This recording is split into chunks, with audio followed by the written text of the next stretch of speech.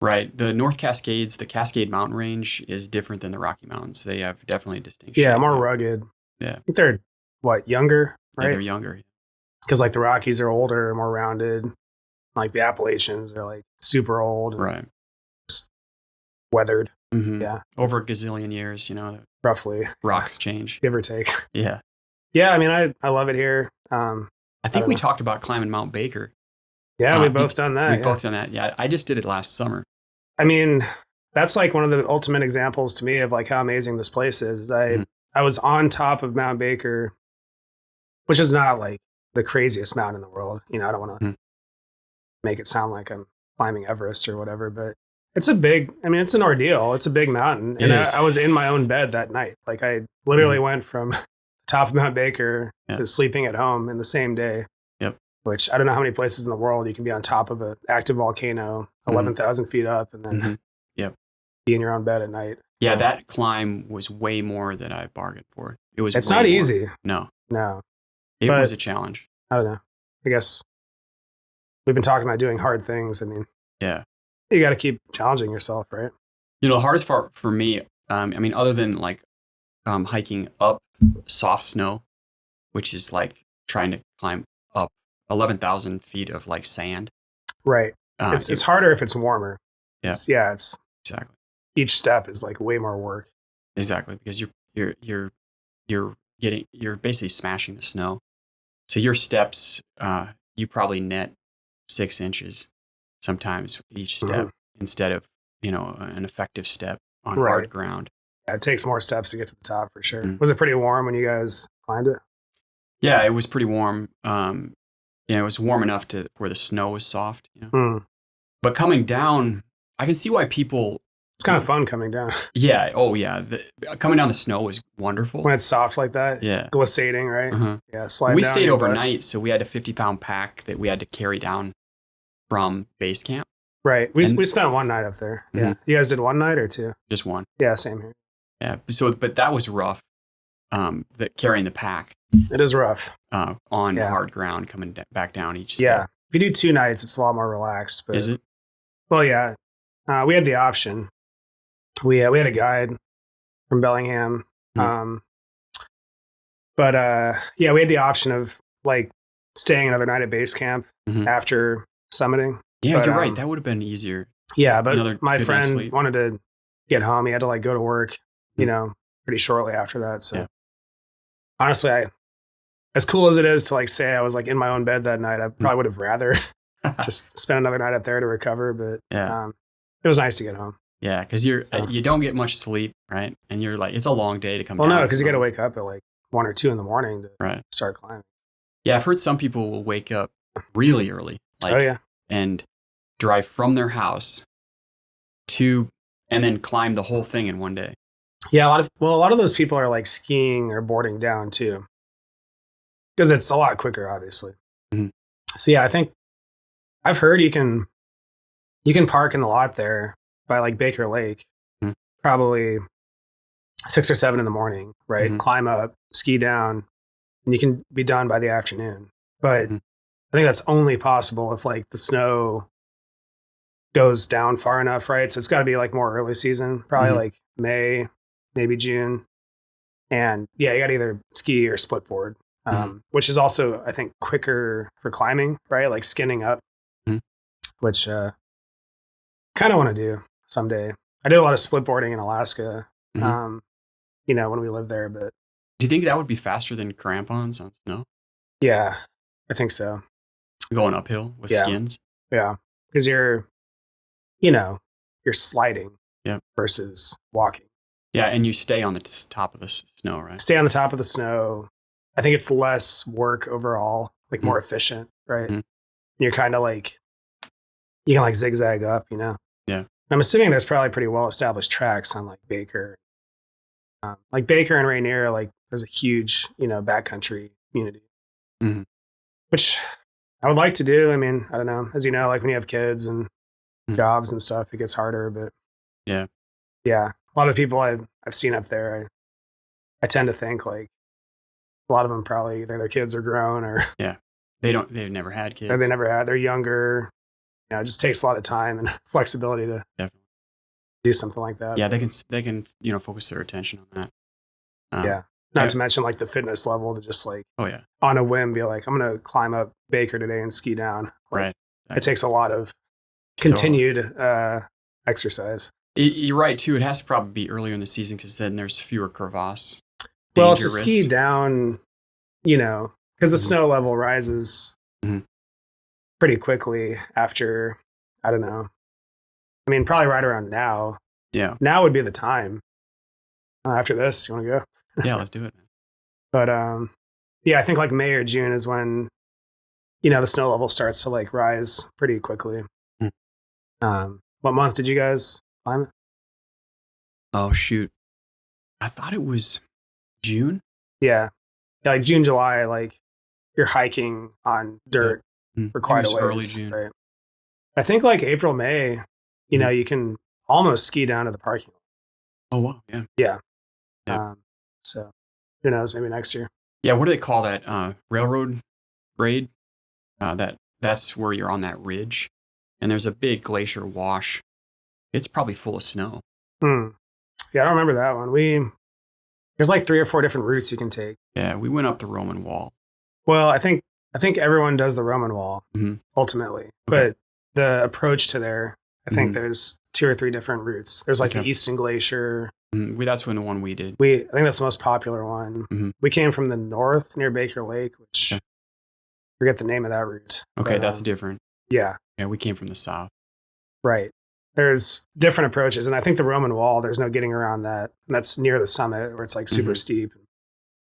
Yeah. I think if you come from the north, don't you have to like kind of hook around to the Roman Wall and then up? Yeah, I mean, I don't know. We kind of just followed a ridge line all the way up, and then I don't remember like hooking around per se. Did you ever see the rim of the volcano? Yeah. Okay. Yeah, that was wild. Wall. Yeah. Yeah, there's few things crazier than looking down into the caldera of an active volcano. It is. Really. Yeah. Puts things into perspective. Yeah, I enjoy looking at Mount Baker differently now. Oh, yeah. I didn't really understand it when I saw it, Well, you don't think of it as an active volcano. Right. No. Until you're looking down into the caldera. Yeah. It's active. Yep. It's, like it's actively, like the sulfur, rotten egg smell and steaming. Right. Yeah, we were like, looking over. Our guide was like, all right, that's close enough. Yeah, it was pretty steep. Yeah. No, you could easily like fall down into there. Right. Yeah, I don't think like Baker's pretty benign. I don't think very many people have died on the way up. Apparently it's like on the top where people have passed away. Really? Because they let their guard down and they just fall off. Really? Yeah. That's what our guide was saying. Okay. Which is off the other side, maybe the north side? Just when you're on the summit, like not paying attention, or maybe people peeking in the caldera. I don't know, but I've heard we've lost some people on some other hikes. The Pilchuck, you heard of that? Have you ever done that one? No. It's a 5-hour hike, but it's pretty steep. I've heard about it. And you have to do some bouldering. But there's a lookout. Yeah, it's like a fire tower, right? Yep. Yeah. And that's the top. And there is a 1,000-foot cliff there, right next to the lookout. Yeah, so just getting to the lookout, the last 20 yards, is pretty gnarly. Are there like ropes or chains or anything? No, you have to like boulder it. But sounds sketchy. It is. Yeah. Sounds like 3 Peaks on Oahu. Have you ever heard of that? No, I haven't done that one. Have you heard about it though? There's like this famous hike where you like park at a golf course on Oahu. Okay. It's super popular, but there's literally 3 peaks. And the first peak is not bad. Yeah. The second peak is a little bit sketchy, but I wouldn't say like too, life threatening. The third peak, like when you're on top of peak 2, I'll show you a picture after this, but third peak is just by itself, like sheer walls. So to like climb the third peak, you're literally just no ropes. Maybe there's ropes, I don't know, but you're not like officially belaying or anything. You're just like climbing with your hands and feet up this like sheer, slippery Hawaiian mountain. And a lot of people have died on peak 3. Wow. That's what it sounds like, kind of. Well, there's probably... I've never done peak 3. I've gone to peak 2 and I was like, I'm good. That's it, huh? Yeah. You're like, I'm good. I got kids. I don't want to go out this way. Well, I shouldn't. I mean, Pilchuck late in the season, like July, it'd be great. I mean, even Luke was 9 when, or maybe 6, and he went up with us. Oh, really? Yeah. So it's safe. You just gotta be careful. Yeah, I think probably the dangerous part is when you're there before the snow melts. Yeah. And people Slippery. are bouldering, and there's some ice on the boulder, and they slip off the boulder. Yeah, I mean, mountaineering is dangerous. Mm-hmm. You know, like, you just got to like keep in mind that safety margin. Yeah. Like if you ever get to the point where it's like, mm-hmm. if you're thinking to yourself, this is unsafe. Yeah. It's probably time to turn around. Yeah. We just lost That's a lot of people die is they keep going when they shouldn't. Mm-hmm. Right. Honestly. Or they're a little tired. Or they're tired or they're alone, which definitely in the backcountry, like in Alaska, a lot of the people who would die in avalanches would just be alone. So yeah, just never go out alone. Right. Yeah. Make sure you get somebody to call. Remember that, kids. Yeah. Or at least have like a satellite phone or something. But I mean, if you get like buried in an avalanche or something, like if you're with friends, they can try to find within you, about 2 minutes. You can dig somebody out. But if you're by yourself, right. Gotta look. Yeah, there was a snowboarder that. Did you see that video? Yeah. At Baker? Yeah, that was a super famous video. Huh. That was, I mean, talk about like luck. I know. Man. Yeah. That was so cool. That guy definitely, I think, had some divine intervention that day. Totally. Like, I mean, he was head first into a tree wall, and barely visible. Board. Yeah, but he could barely even see his board, but just, literally just by chance, a skier was going by and saw his board and he was like, crap, that's the wrong side of a snowboarder. Right. And had the presence of mind to like dig him out quick. I mean, anybody who's been up to Baker and the side country around there, like there's, especially late season, there's serious tree walls. Yeah, and that's not even an avalanche, Oh no, but tree walls, like in the Northwest, tree walls are a big deal. Right. You know? Like Colorado, you don't get that as much, right? Or like Utah, because they don't have the snowpack.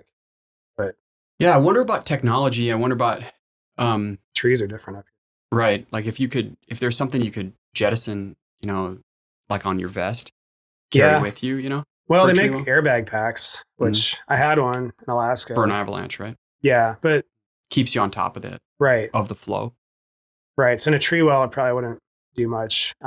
They do. I've heard about these things. They just started selling recently, which are like, where you can like breathe out of the snowpack. Yeah. So it's like a tube. Yep. And it'll just be like next to your head. Yep.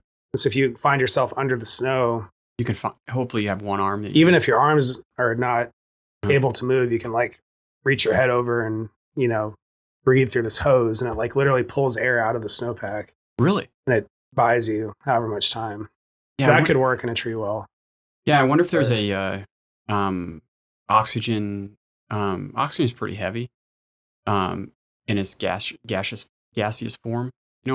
But what about like, I don't know if you could like basically, it would be tough and pretty expensive to like have carry a tank with you. Yeah, and then some kind of alarm just to extend to like 6 hours even. Yeah, it'd be heavy. Mm-hmm. I don't know. They have the airbag packs. They have the breathing tubes. I actually it's like a vest backpack thing. They're getting pretty popular now, or it's just more comfortable to wear than a backpack. But mine has like an airbag you can take in and out. And it basically just has like I think it's like a CO2 cylinder that deploys it. Yep. And you just have to like refill the CO2 cylinder, or they have battery powered ones, which are nice because you don't have to like, refill the cylinder. That's the right idea though, a tube, because there's no moving parts. The tube is cool. It's it doesn't keep you on top of the snow as much. And I think the airbag is supposed to protect your head and neck too. Like if you're getting tumbled around in an avalanche, like it'll. And there's debris that's. Protect you from like a rock or. They say, I think it increases your chances of survival by like 50% or something. But man, if you're caught in an avalanche, like full tilt, I don't know. That's when start praying, where you're like, yeah, a friend of mine has. You don't know what's going to happen. If Yeah. you go off a cliff, Sure. you don't know how deep you're going to get buried. Well, one danger is there's, tree trunks that Sure. are flying by you. Or tree trunks that are downhill from you that you can get, Yep. stop your fall real quick. Yeah, you get bent around a tree trunk. Yeah. And, in between you and your spine. Yeah, I mean, not a place you want to be. That's why I haven't really been in the backcountry for a while, because I don't know. It's my risk tolerance has gotten lower and lower as I've gotten older and had kids. And yeah. You know how it goes. It's like these things are fun, right? But it's like risk reward, there's a lot of ways to have fun. Totally. That are a lot safer. As you get older, there's more at stake, right? You've got more to lose. Yeah. When you're younger, nothing to lose. You're just less at stake. Different mentality too. Yeah. I got to do all that stuff when I was younger, and